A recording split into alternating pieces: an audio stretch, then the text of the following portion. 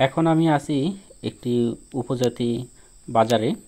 দেখেন, এই ভাইটি যা পরিষ্কার করছে তা হলো ঝিনুক।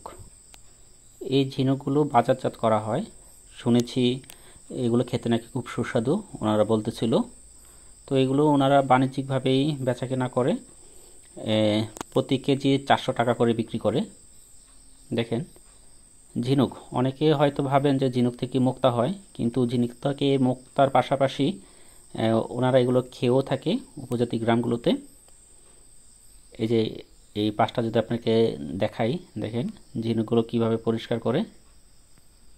অনেক কষ্ট আছে দেখলাম পরিষ্কার করা। এই যে এখানে অনেকগুলো ঝিনুক পরিষ্কার করছে। এগুলো খোসা, এই খোসাগুলো কিন্তু ফেলে দেয় না, এগুলো থেকে আবার চুন তৈরি করা হয়।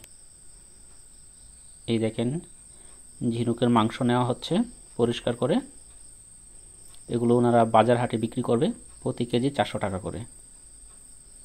এই যে আমি যদি আর আপনাদেরকে একটু দেখাই, পরিষ্কার করার জন্য কয়েকটি পদ্ধতি অবলম্বন করতে হয়, বারবার ধুইতে হয়।